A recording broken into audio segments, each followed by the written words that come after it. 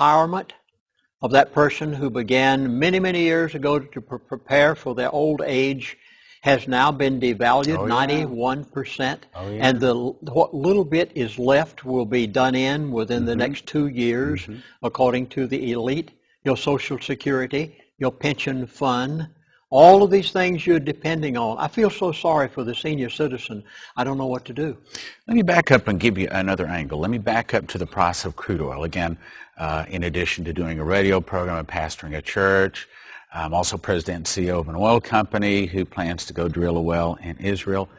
And I also, God has got me involved in selling crude oil products on the side. Very interesting. About 6 months ago, some people came to me and they said, we have a Saudi prince that wants to sell, I believe it was 50 million barrels of crude oil a month. And he's willing to give a great discount of like $6 a barrel if someone will just come and buy it directly. And of course, I began calling some of my sources, some of the refineries in America, trying to see if they would buy it. Every one of the refineries says, absolutely not. If we want any Saudi crude oil, we will call Aramco and we will buy it directly from them. We don't need you bringing it to us. And I said, yes, but can he offer you a $6 discount? Or are you buying regular Platt price? No, we pay Platt. And matter of fact, we're not allowed to buy any discounted oil. Now, here's what's really happening in my opinion. I believe that as the price of the crude oil has dropped down to $50 a barrel as part of the ruling elite's plan, and of course in your other DVD set you begin to explain how they're doing this to begin to bankrupt the OPEC countries, then what they've allowed them to do is to go back behind the scenes, under the table, if you will, to begin to sell some of their crude oil. In other words, not going through Aramco to get a better price for them. Even though they're giving a $6 discount per barrel, a much bigger discount, they're able to make more money by going under the table. Still crude oil, it's legal, it's not illegal to do it, but many of the refineries absolutely will not touch it, and I believe it's because the ruling elite tell them you will buy it through Aramco. Or if you want Nigerian Bonnie Light, you will buy it through Nigerian Petroleum, then NNPC, National Nigerian Petroleum Corporation. You have to buy it through the normal sources. But of course, there's some people that want to get a little bit more for it, and they don't go through the regular market sources to do so. Then the ruling elite invented the greatest theft that has probably ever taken place in the history of this world. And they're called derivatives. I promised that I would give an explanation of derivatives in this DVD because it is so vital that you understand what they have done and how they're able to accomplish all of this. Now, in DVD number 1, we talked about Dubai City and the problem that Dubai City is having as a result of the world economy. I'd like to distinguish between Dubai City and Dubai World. Make a big distinction between the two. Now, you saw what's happened in Dubai City, which is a partial result of all of these economic things. But Dubai World has its tentacles in everything imaginable. Real estate, they tried to take over and run all of the port facilities in America, and you remember there was quite a squabble in Congress over that.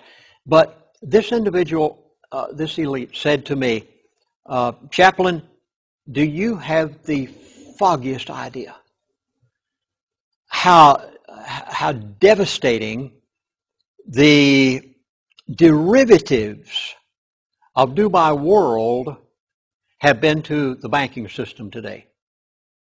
And he went on and on and on to talk about derivatives. Now, derivatives are very complicated financial instruments. Even people who trade in them sometimes have a difficulty in understanding. It is estimated that there are over 100 trillion, now you did hear me correctly, I did not say billion, it's estimated that there are over $100 trillion in financial derivatives floating around the world banking system today. And much of this was created by, he said, one of the biggest traders in derivatives is Dubai World. And he said, the average person has not the slightest idea how close to a complete collapse of the financial system, banking system there is worldwide. Not just America, but worldwide. Worldwide. Because of the default on derivatives over Thanksgiving weekend of Dubai World. $80 billion they defaulted on, and of course much, much more has gone on under the table since then. But he kept on elaborating just how drastic this whole situation is. So at this point, I would like to explain visually, if I can, by this that you're about to watch. So this is much bigger than any Bernie Madoff scam. Oh my goodness. Madoff is that's a Sunday school picnic compared to what the world is facing today in the derivative market. So I say that because that affected a lot of people. This is going to affect a lot more people, right? Oh, this is going to affect the core of the banking system worldwide.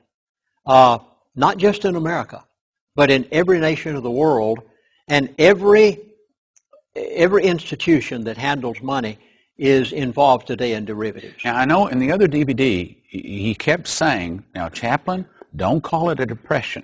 Is he still not calling it a depression? I mean, what are you going to call this? A worldwide meltdown financially?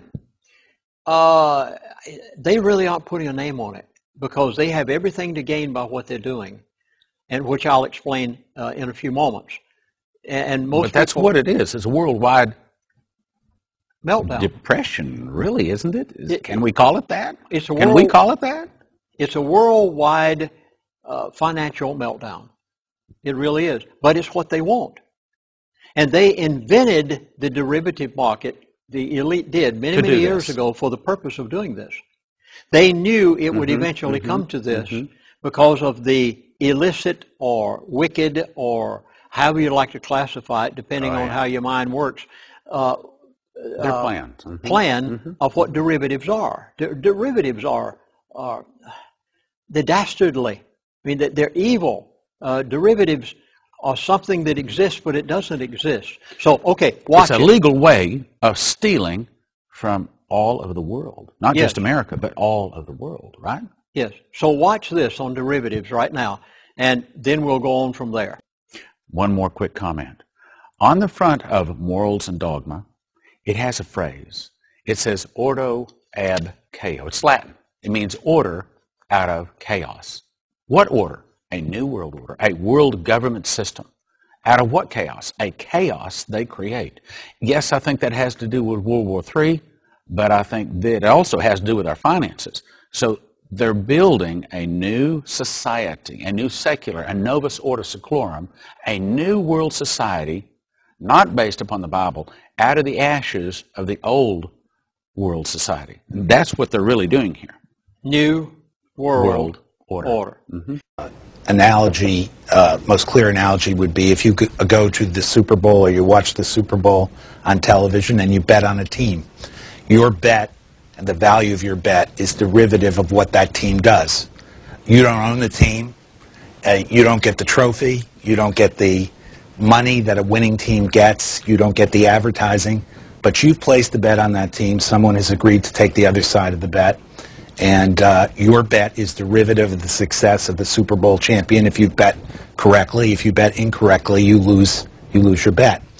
To apply that to our present crisis, many bets were placed on the question of whether individuals who took out loans from lenders to pay for their houses and did not, on the face of it, seem to have the wherewithal to pay the loans off. There were many bets placed on whether the loan would be paid off or would not be paid off. And just to carry that through for you a little bit, historically, traditionally, banks made loans to individuals. And the bank was putting its financial well-being at risk.